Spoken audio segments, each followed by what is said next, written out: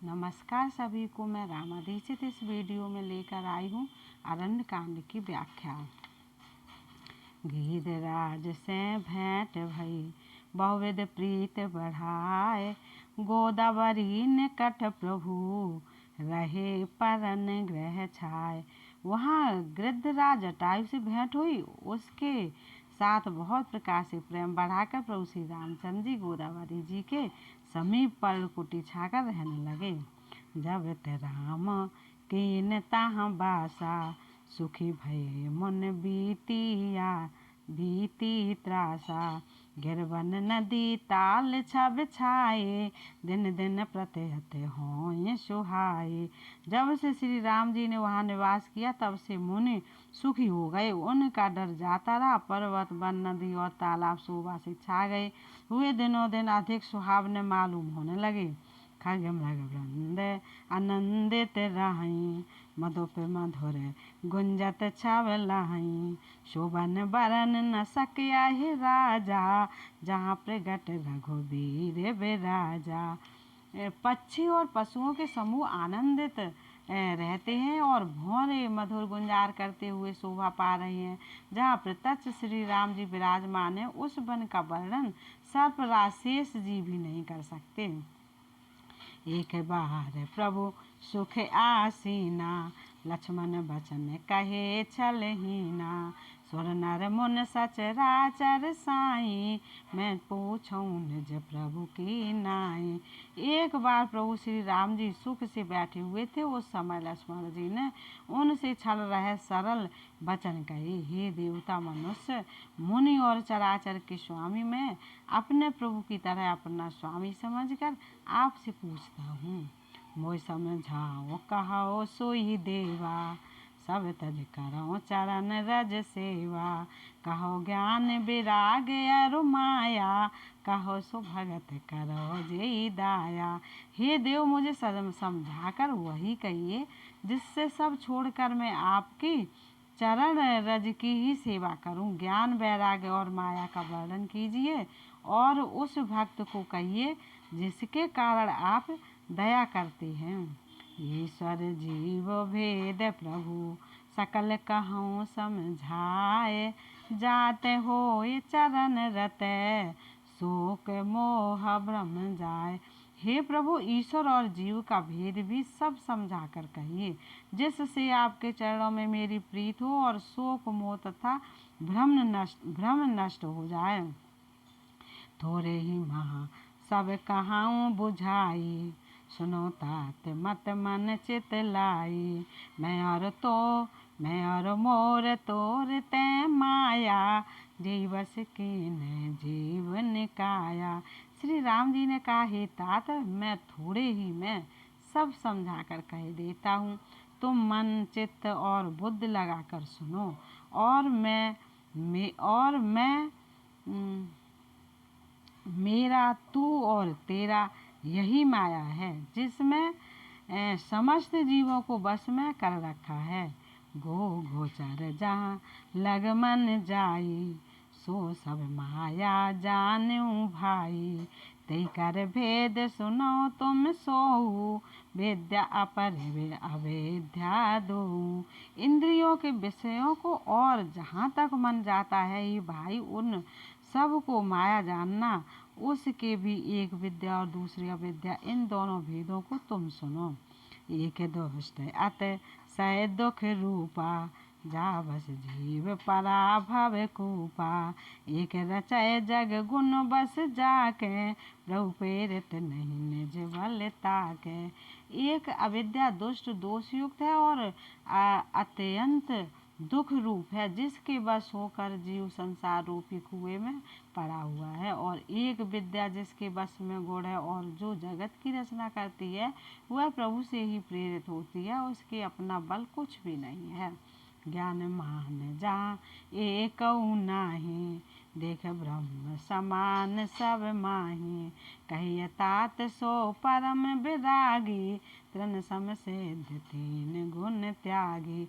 ज्ञान वह है जहाँ जिसमें मान आदि एक भी दोष नहीं है और जो सब में समान रूप और जो सब में समान रूप है ब्रह्म को देखता है, ही तात उसी को परम वैराग्यवान कहना चाहिए, जो सारी सिद्धियों को और तीनों गुणों को तिनके के समान त्याग चुका हो, जिसमें मान दम्भ हिंसा क्षमा राहित टेढ़ापन आचार सेवा का अभाव अपवित्रता स्थिरता मन का निगृहित न होना इंद्रियों के विषय में आसक्ति अहंकार जन्म मृत जरा व्याधि मय जगत में सुख बुद्धि स्त्री पुरुष घर आदि में आसक्त तथा ममता इष्ट और अनिष्ट की प्राप्ति में हर्ष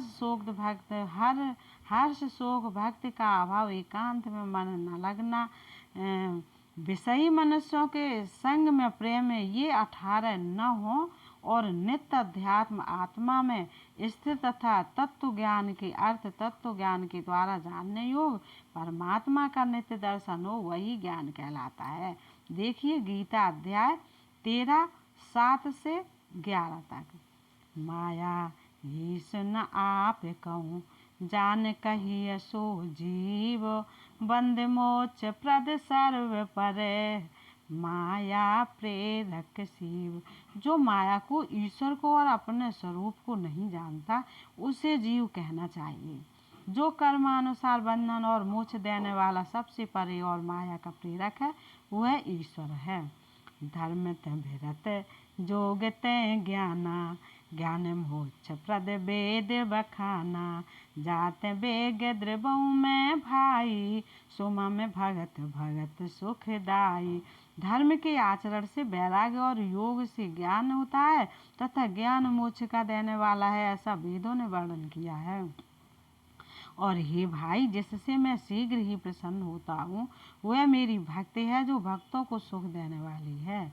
स्वतंत्र अवलंब न आना तेयाधीन ज्ञान विज्ञाना भगत तात अनुपम सुख मूला मिलय जो संत होए अनुकूला।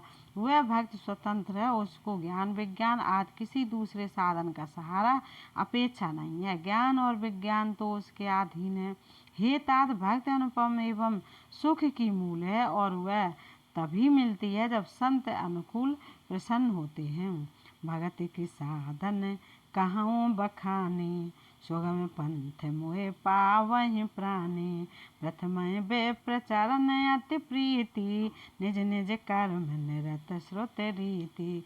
अब मैं भक्ति के साधन विस्तार से कहता हूँ। यह सुगम मार्ग है जिससे जीव मुझ को सहज ही पा जाते हैं। पहले तो ब्राह्मणों के चरणों में अत्यंत प्रीत हो और वेद की रीति के अनुसार अपने अपने वर्णाश्रम के कर्म में लगा रहे। यही कर फल पुण्य बेसह विरागा तब मम धर्म उपज अनुरागा सर्वनादिक नव भक्ति दृढ़ाई मम लीला रतयत मन माही।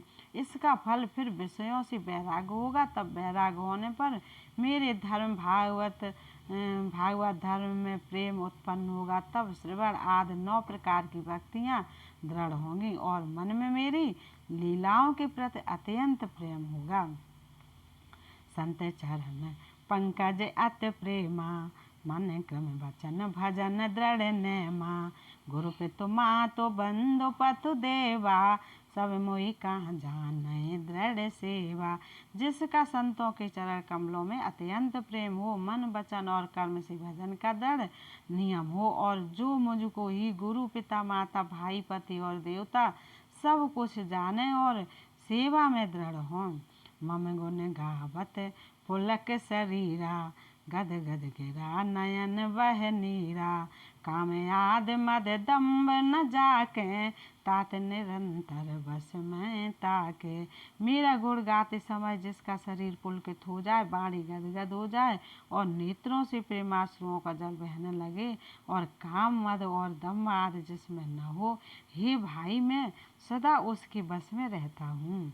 वचन कर्म मन मोर गत भजन करें काम तिनके हृदय कमल महूँ करऊँ सदा विश्राम।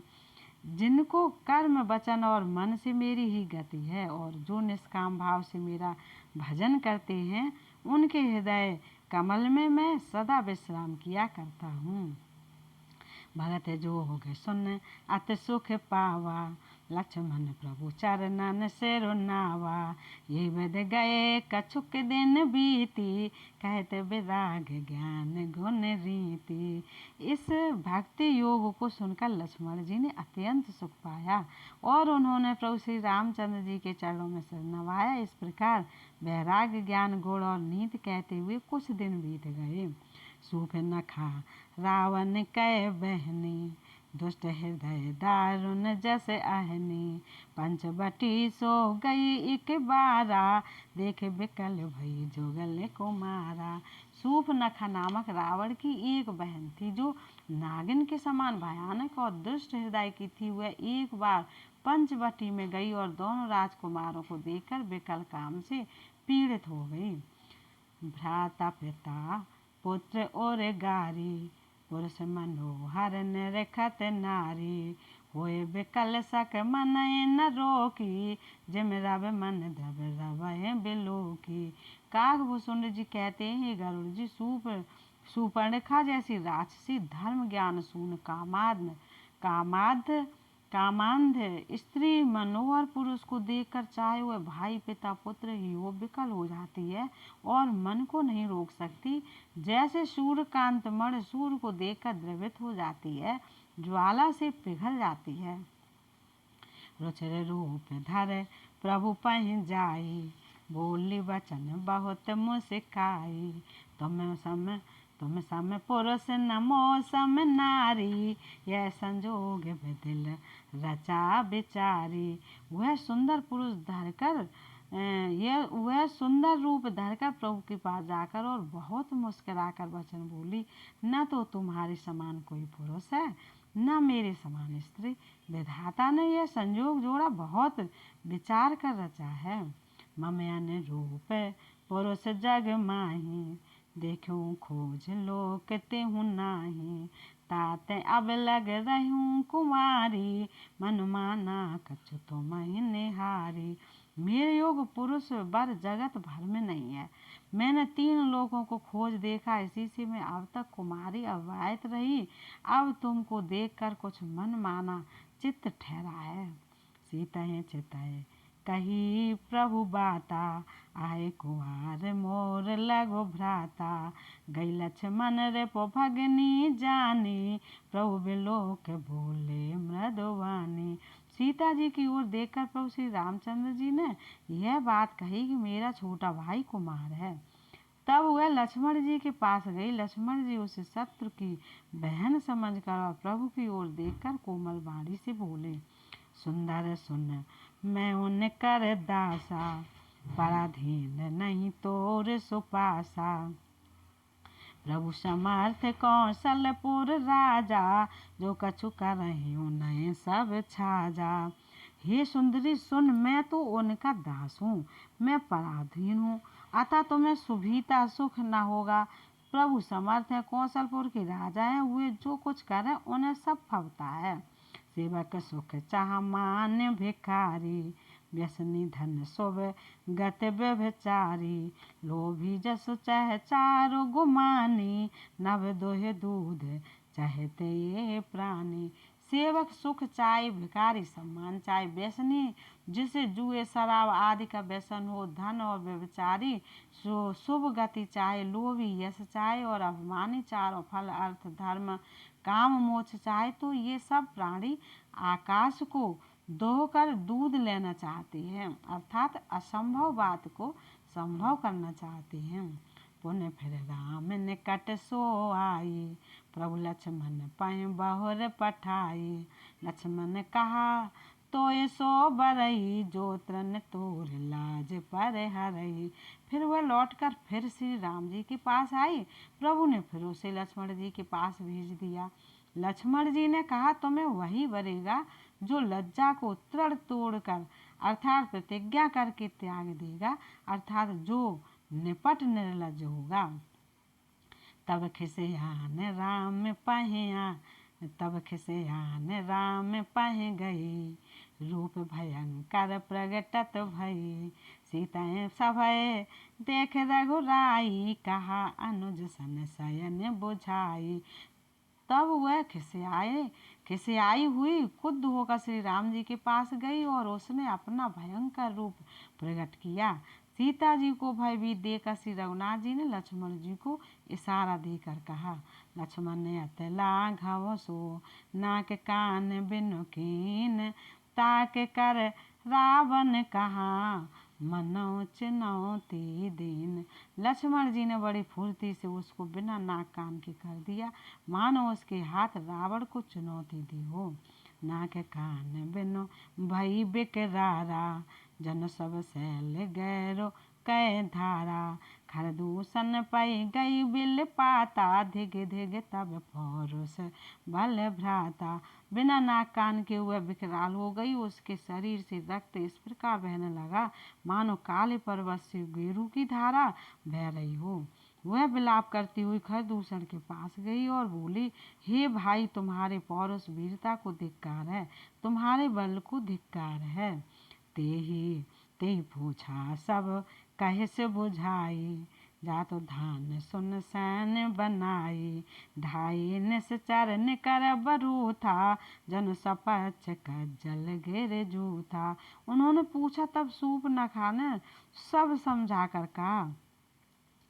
सब सुनकर राक्षसों ने सेना तैयार की। राक्षस समूह झुंड के झुंड दौड़े मानो पंखधारी काजल के पर्वतों का झुंड हो। नाना वाहन नाना कारा, नाना युद्ध धर घोर अपारा। सूप नखा आगे कर लीनी, अशुभ रूप श्रुत नासाहिनी। ये अनेकों प्रकार की सवारियों पर चढ़े हुए तथा अनेकों आकार सूरतों के हैं, वे अपार हैं और अनेकों प्रकार के असंख्य भयानक हथियार धारण किए हुए हैं। उन्होंने नाक कान कटी हुई अमंगल रूपणी सूप नखा को आगे कर लिया। असुगन अमित होय भयकारी, गनय नम्रत व्यवस सब झारी।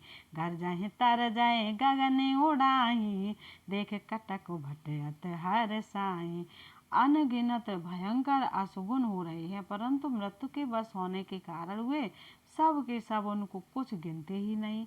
गरजते हैं, ललकारते हैं और आकाश में उड़ते हैं। सेना देखकर योद्धा लोग बहुत ही हर्षित होते हैं।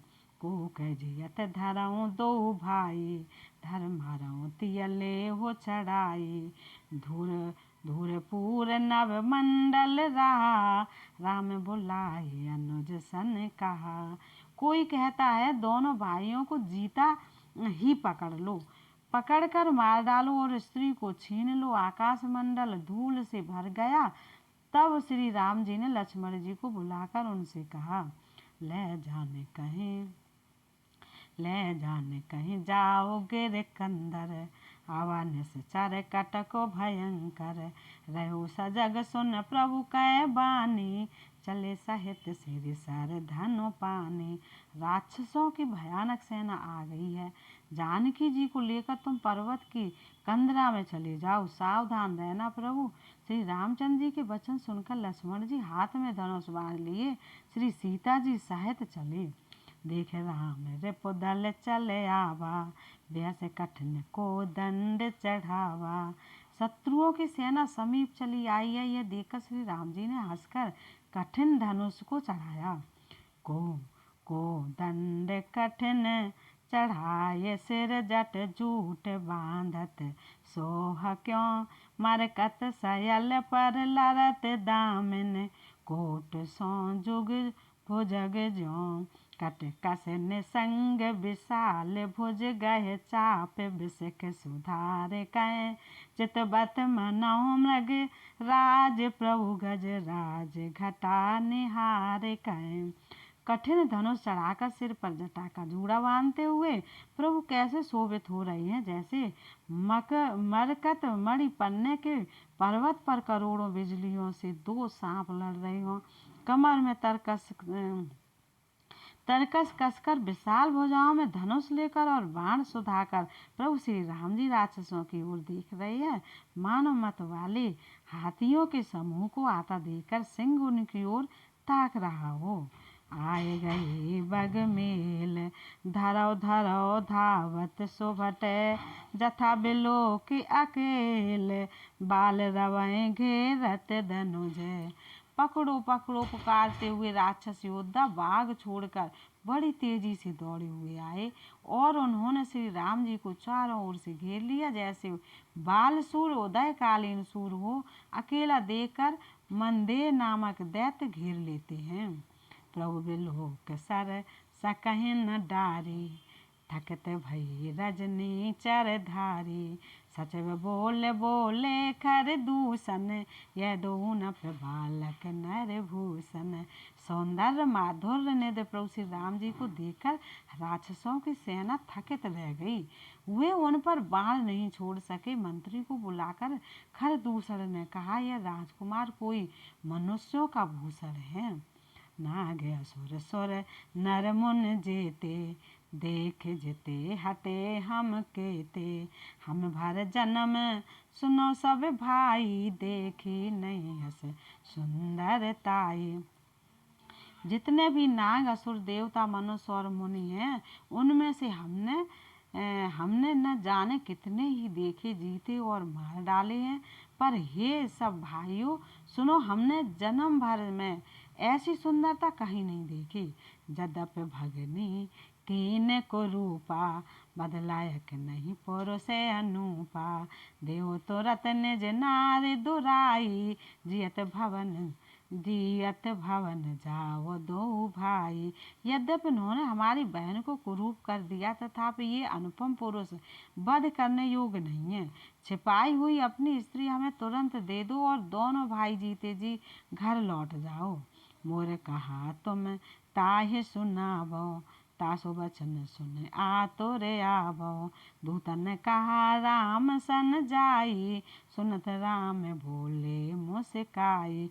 मेरा यह कथन तुम लोग उसे सुनाओ और उसका वचन उत्तर सुनकर शीघ्र आओ।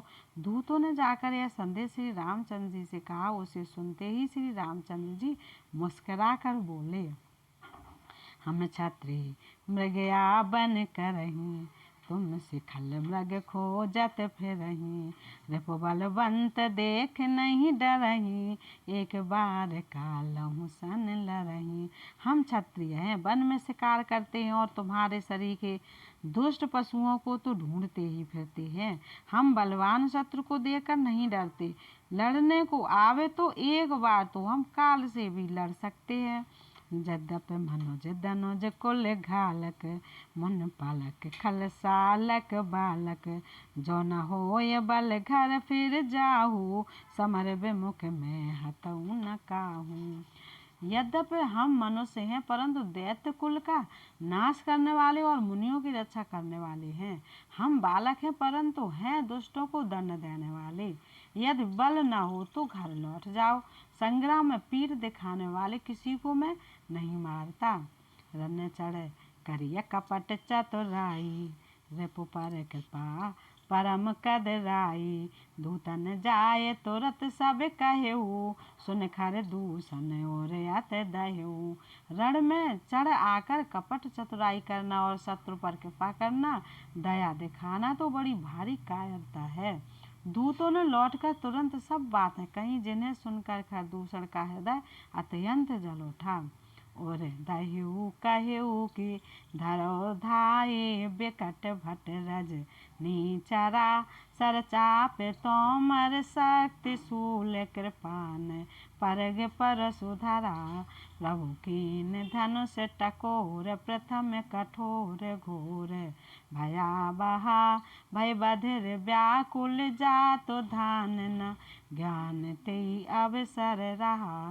खरदूषण का हृदय जल उठा। तब उन्होंने कहा, पकड़ लो, कैद कर लो।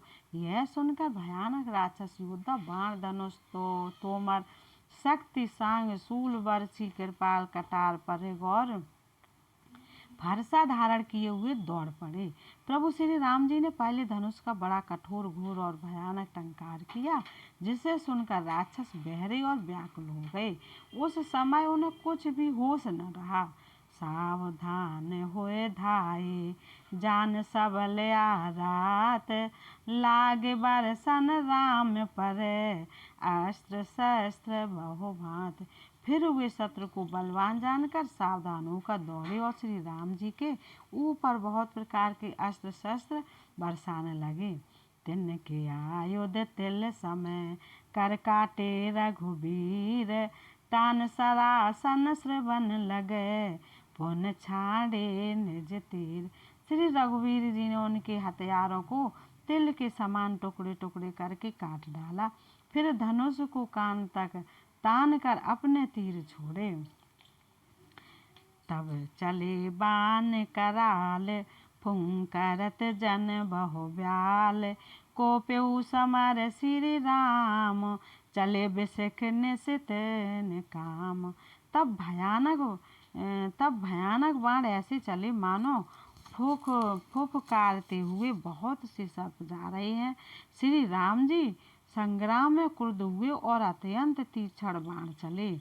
अब लोक खर तर तीर, मुन चले निश्चर वीर, भय क्रोध तीनों भाई, जो भाग रन ते जाई। अत्यंत तीक्ष्ण बाणों को देखकर राक्षस वीर पीठ दिखाकर भाग चले। तब खर, दूसर और तीसरा तीनों भाई क्रुद्ध होकर बोले, जो रण से भाग कर जाएगा तेई बदावो हम निज पान, फिरे मरन मन महु ठान, आयुध अनेक प्रकार, सन्मुख ते करें प्रहार। उनका हम अपने हाथों वध करेंगे। तब मन में मरना ठान कर भागते हुए राक्षस लौट पड़े और सामने होकर वे अनेकों प्रकार के हथियारों से श्री राम जी पर प्रहार करने लगे। रिपु परम को पे जान, प्रभु धनुष सर संधान, छाड़े विपुल नाराज, लगे कटन विकट पिशाच। शत्रुओं को अत्यंत कुपित जानकर प्रभु ने धनुष पर बाण चढ़ाकर बहुत से बाण छोड़े, जिनसे भयानक राक्षस कटने लगे। और शीश भुज कर चरण, जहाँ तहाँ लगे मह परन, चे करत लागत बान, धर परत कुधर समान। उनकी छाती, सिर, भुजा, हाथ और पैर जहाँ तहाँ पृथ्वी पर गिरने लगे। बाण लगते हुए वे हाथी की तरह चगाड़ते हैं और उनके पहाड़ के समान धड़ कट कट कर गिर रहे हैं। भटकटत तन सत खंड, पुन उठत कर पाखंड, नभ उड़त बहुभुज मुंड, बिन मौल धावत रुंड। योद्धाओं के शरीर कट कर सैकड़ों टुकड़े हो जाते हैं। वे फिर माया करके उठ खड़े होते हैं। आकाश में बहुत सी भुजाएं और सिर उड़ रहे हैं तथा बिना सिर के धड़ दौड़ रहे हैं। खग कंक काक श्रृंगाल, खग कंक काक श्रृंगाल, कट कटई कठिन कराल। चील या क्रोच, कौवे आदि पक्षी और सियार कठोर और भयंकर कट कट शब्द कर रहे हैं। कट कटहि जम्बुक भूत प्रेत पिशाच, खर पर संचहि बेताल वीर कपाल ताल, बजाए जोगन नंचहि। रघुवीर बाण प्रचंड खंडय, भटन के ओर भुज सिरा, जहाँ तहाँ परय उठ लरय, धर धरो करय भय, धरो करय भय कर गिरा। सियार कटकटाते हैं, भूत प्रेत और पिशाच खोपड़ियाँ बटोर रहे हैं अथवा खप्पर भर रहे हैं। वीर बैताल खोपड़ियों पर ताल दे रहे हैं और योगनियाँ नाच रही हैं। श्री रघुवीर के प्रचंड बाण योद्धाओं के वक्षस्थल भुजा और सिरों के टुकड़े टुकड़े कर डालते हैं और उनके धड़ जहाँ तहाँ गिर पड़ते हैं। फिर उठते और लड़ते हैं और पकड़ो पकड़ो का भयंकर शब्द करते हैं। अंता अंता बरी गए, अंता बरी गए उड़त गीद पिशाच कर गए। धावहीं संग्राम पुरवासी मनो बहो, बाल गुड़ी उड़ावहीं। मारे पचारे वर बेदारे, विपुल भट कहरत परे। अवलोक निज दल बिकल भट, तिसरा दिखर दूषण फिरे। अंतड़ियों के एक छोर को पकड़ गिद्ध उड़ते हैं और उन्हीं का दूसरा छोर हाथ से पकड़कर पिशाच दौड़ते हैं। ऐसा मालूम होता है मानो संग्राम रूपी नगर के निवासी बहुत से बालक पतंग उड़ा रहे हों। अनेकों योद्धा मारे और पछाड़े गए, बहुत से जिनके हृदय विदीर्ण हो गए हैं पड़े करा रहे हैं। अपनी सेना को व्याकुल देखकर तिसरा और खरदूषण आदि योद्धा श्री राम जी की ओर मुड़े। सर शक्त तोमर परस शूल, कृपान कहीं बारही। कर कोप श्री रघुबीर पर, अगणित निशाचर डारही।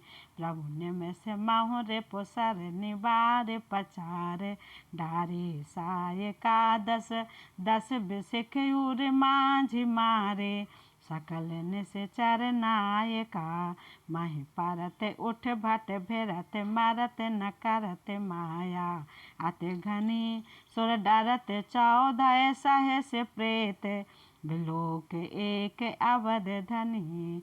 सुर मुन सभय प्रभु तेक माया, अति कौतिक कर्यो देखें परस पर राम कर।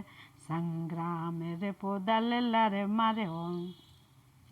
अगणित राक्षस क्रोध करके बाण, शक्त, तोमर, फरसा, शूल और कृपाण एक ही बार में श्री रघुवीर पर छोड़ने लगे।